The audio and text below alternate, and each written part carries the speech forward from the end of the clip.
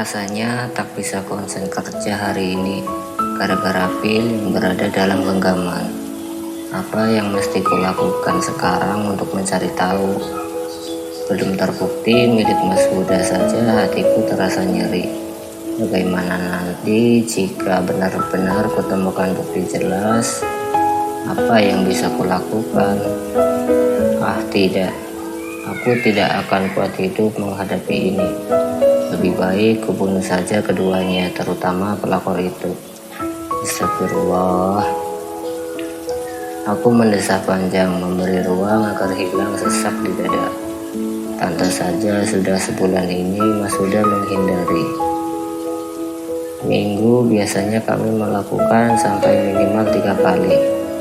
Tapi sebelum ke belakang, Mas Huda hanya memberi nafkah batin sekali dalam seminggu. Bahkan minggu terakhir dia sama sekali tak menyentuh. Kupikir karena kematian ayah mertua. Apa karena dia sudah lelah karena memuaskan perempuan lain? Kalau minggu terakhir mereka bertemu, berarti perempuan itu ada di desa. Tapi siapa? Apa perlu aku ke desa untuk menyelidikinya? Naira, suara Rena membuyarkan lamunanku. Ya, ditunggu bos tuh, melamun lu, ucap perempuan berusia 25 tahun itu sembari menaikkan sebelah bibirnya. Oh iya, aku segera menyimpan pil KB dalam genggaman. Rena kembali bersuara. Lo KB lagi naik? Enggak, maksudku iya. Aku harus menyembunyikan ini dari Rena atau siapapun juga. Pasti akan sangat malu jika benar suami selingkuh dan orang lain tahu. Aku akan terhina dengan tuduhan tidak bisa memuaskan dan membahagiakan suami. Oh tidak, lalu dicap wanita bodoh yang bisa diperdaya laki-laki. Benar-benar memalukan. Tok tok tok, aku ketuk pelan pintu ruangan bos. Iya, naik masuklah. Pria tampan yang tengah sibuk dengan berkas di tangannya itu memintaku untuk masuk. Ia hanya melirik sekilas. Ya bos. Aku pun masuk dan meletakkan laporan mingguan di atas meja. Seperti biasa, aku akan berdiri seperti patung hingga bosku selesai memeriksanya. Setelah tak ada kekurangan atau cacat laporan, maka aku akan bebas tugas dan bersantai di akhir pekan. Oke, mari kita periksa. Bos mendesah panjang. Ia tampak lelah dengan senyum yang dipaksa untukku. Itu bos masih terlihat berwibawa. Beruntung sekali kamu, Wi, bisa menikah dengan Anggara. Kalau saja dulu tak ada kesalahpahaman dan kami tak putus, pasti sekarang aku yang menikah dengannya. Awalnya memang memalukan bekerja jadi bawahan mantan, tapi untungnya Anggara adalah pria baik sejak dulu. Bahkan ketika tahu sekretaris barunya kala itu adalah aku. Coba saja dia jahat dan dendam padaku yang menganggapku sebagai pengkhianat. Pasti aku akan dipecat bahkan di hari pertama bekerja. Dan selama setahun kami bekerja sama, semua berjalan baik-baik saja. Tak ada cinta lokasi ataupun CLBK yang meruntuhkan rumah tangga masing-masing dari kami. Ya, bisa dibilang kami adalah tipe orang yang setia. 5 tahun pacaran, Anggara tak pernah berselingkuh. Begitupun aku, hingga petaka datang dan merusak hubungan kami. Lalu sekarang, aku dikhianati Mas Huda. Mungkinkah karena doa-doa Anggara yang merasa terzolimi olehku?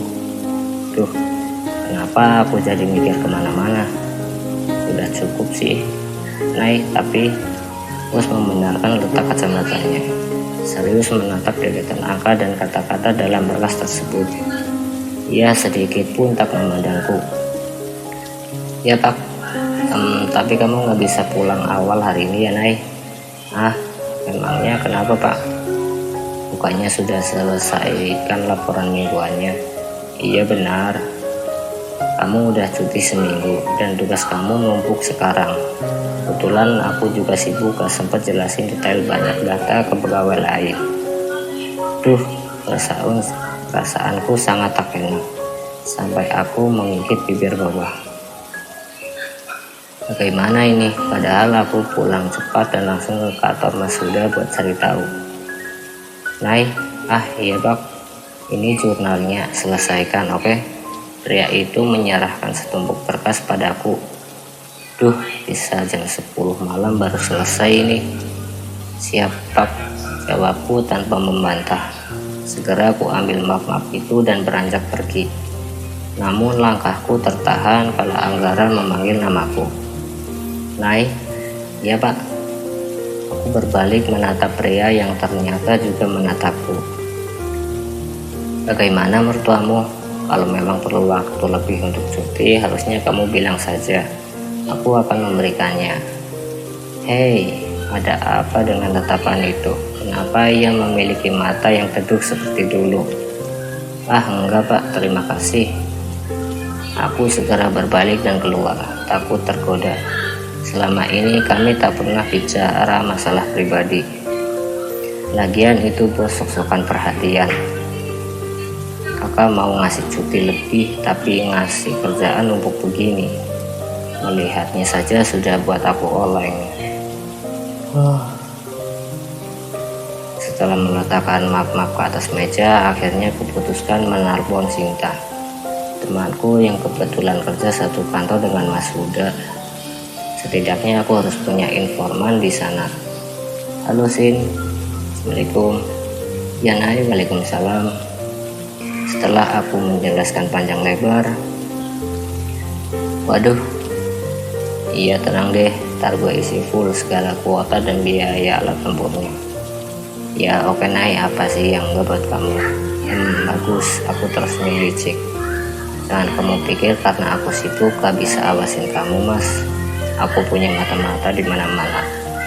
Oke, semangat Naira, kita selesaikan pekerjaan ini dan menangkap basah Mas Huda. Ya, meski aku sangat berharap ini hanya salah paham saja.